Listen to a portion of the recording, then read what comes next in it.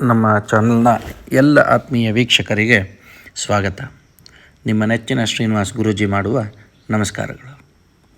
ಈ ದಿನ ನಾವು ಈ ವಿಡಿಯೋದಲ್ಲಿ ಕಾಗೆಗೆ ಆಹಾರ ಕೊಡೋದು ಯಾಕೆ, ಅಥವಾ ಕಾಗೆಯನ್ನು ನಾವು ಪಿತೃದೇವತೆಗಳಿಗೆ ಹೋಲಿಸೋದು ಯಾಕೆ, ಪಿತೃದೇವತೆಗಳು ಕಾಗೆಯ ರೂಪದಲ್ಲಿ ಬಂದು ಈ ಆಹಾರವನ್ನು ಸ್ವೀಕರಿಸ್ತಾರೆ ಅನ್ನೋದಕ್ಕೆ ಕೆಲವೊಂದು ಪ್ರಶ್ನೆಗಳಿದೆ.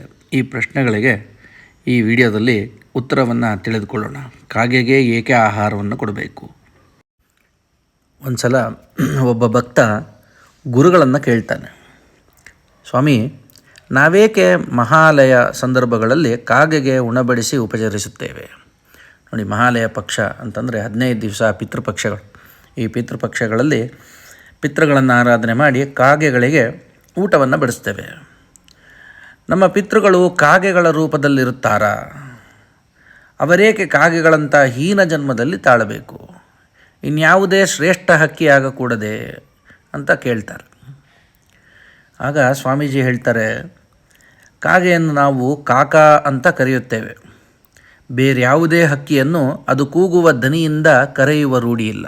ನೋಡಿ, ಅಂದರೆ ಕಾಗೆ ಕೂಗುವ ಸ್ವರ ಕಾ ಕಾ ಅಂತ, ಅದಕ್ಕೆ ಆ ಸ್ವರದಿಂದಲೇ ಅದಕ್ಕೆ ಹೆಸರನ್ನು ಇಟ್ಟಿದ್ದಾರೆ. ಕಾಕ ಅಂತಲೇ ಅದಕ್ಕೆ ಪಕ್ಷಿ ಹೆಸರು ಕೂಡ ಕಾಕ ಅಂತಲೇ ಇಟ್ಟಿದ್ದಾರೆ.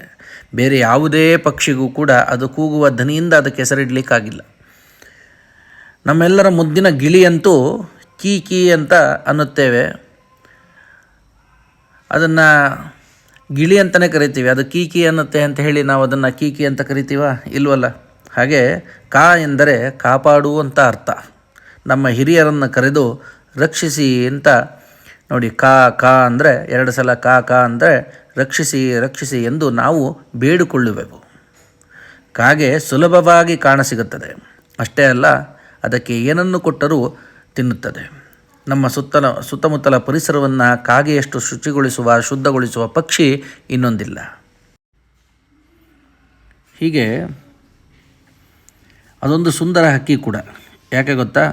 ಸರಿಯಾಗಿ ಬ್ರಾಹ್ಮಿ ಮುಹೂರ್ತದಲ್ಲಿ ಎದ್ದೇಳುವ ಹಕ್ಕಿ ಅದೊಂದೇ. ಸದಾ ಮಂಕಾಗಿರುವ ಕೋಳಿಯೂ ತಡವಾಗಿ ಕೂಗುವುದು. ಬ್ರಾಹ್ಮಿ ಮುಹೂರ್ತದಲ್ಲಿ ನೀವು ಧ್ಯಾನ ಮಾಡಲು ಅದು ಪ್ರೇರಣೆ. ಆಹಾರ ಸಿಕ್ಕಿದರೆ ಅದು ತನ್ನ ಬಳಗವನ್ನೇ ಕರೆಯುತ್ತದೆ. ಸಂಜೆಯಾದಾಗ ತನಗೆ ಆಹಾರ ಕರುಣಿಸಿದ ದೇವರಿಗೆ ಕಾ ಕಾ ಎಂದು ಧನ್ಯವಾದ ಹೇಳುತ್ತದೆ. ಶಾಸ್ತ್ರವನ್ನು ಅನುಸರಿಸುವ ಕಾಗೆ ಸಂಜೆ ಆದ ನಂತರ ಆಹಾರ ಮುಟ್ಟಲ್ಲ. ಆಹಾರ ಯಾವುದೇ ಕಾರಣಕ್ಕೂ ಸಂಜೆಯ ಮೇಲೆ ಆಹಾರವನ್ನು ತೆಗೆದುಕೊಳ್ಳೋದಿಲ್ಲ. ಈ ಉತ್ತಮ ಸಂಪ್ರದಾಯವನ್ನು ಪಾಲಿಸುವ ಜನರು ವಿರಳವಾಗುತ್ತಿದ್ದಾರೆ.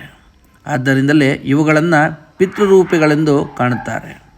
ದಿನಾ ಕಾಗೆಗೆ ಆಹಾರ ಕೊಟ್ಟು ನೋಡಿ, ತುಂಬ ಖುಷಿ ಪಡುತ್ತದೆ. ನೀವು ಸಂತೃಪ್ತಿಯನ್ನು ಹೊಂದುತ್ತೀರಾ. ಕಾಗೆಗೆ ಯಾರ ಆಹಾರವನ್ನು ಕೊಡ್ತಾರೆ ಅವರ ಪಿತೃದೇವತೆಗಳು ತೃಪ್ತರಾಗ್ತಾರೆ. ನಾಯಿಗೆ ಯಾರು ಆಹಾರವನ್ನು ಕೊಡ್ತೀರಾ, ದೃಷ್ಟಿದೋಷಗಳಿಂದ ಪರಿಹಾರ ಆಗತ್ತೆ. ಮತ್ತು ಇರುವೆಗಳಿಗೆ ಯಾರು ಆಹಾರವನ್ನು ಕೊಡ್ತಾರೆ ಅವರ ಸಾಲಗಳಿಂದ ವಿಮುಕ್ತರಾಗ್ತಾರೆ. ಇಷ್ಟಾರ್ಥಗಳೆಲ್ಲ ಸಿದ್ಧಿಯಾಗತ್ತೆ. ಹೀಗೆ ಪ್ರಾಣಿ ಪಕ್ಷಿಗಳಿಗೆ ಆಹಾರವನ್ನು ನೀಡುವಂತಹ ಕ್ರಮ ನಮ್ಮ ಸನಾತನ ಧರ್ಮದ ಒಂದು ಸರ್ವಶ್ರೇಷ್ಠ ಗುಣ. ಆ ಪ್ರಾಣಿ ಪಕ್ಷಿಗಳಿಗೆ ಆಹಾರವನ್ನು ಕೊಡೋದ್ರಿಂದ ನಮ್ಮ ಎಷ್ಟೋ ಜನ್ಮದ ಕರ್ಮಗಳು, ಇವೆಲ್ಲ ಪ್ರಾರಬ್ಧಗಳು ಕಳೆಯುವಂಥದ್ದು ಇದರಿಂದ. ಈಗ ಈ 15 ದಿವಸ ಭಾದ್ರಪದ ಮಾಸ 15 ದಿವಸ ಪಿತೃಪಕ್ಷಗಳು ನಡೀತಾ ಇದೆ.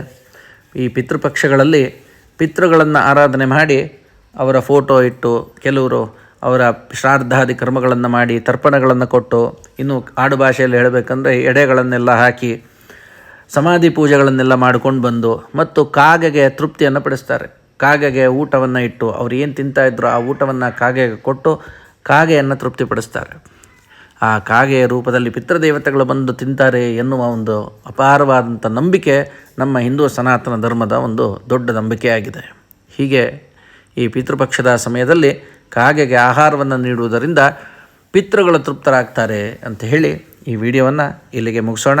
ಈ ವಿಡಿಯೋ ಇಷ್ಟ ಆಗಿದ್ದರೆ ನಿಮಗೆ ಲೈಕ್ ಮಾಡಿ, ಶೇರ್ ಮಾಡಿ ಮತ್ತು ಈ ಚಾನಲನ್ನು ಸಬ್ಸ್ಕ್ರೈಬ್ ಮಾಡಿಕೊಳ್ಳಿ. ಜೈ ಶ್ರೀರಾಮ್.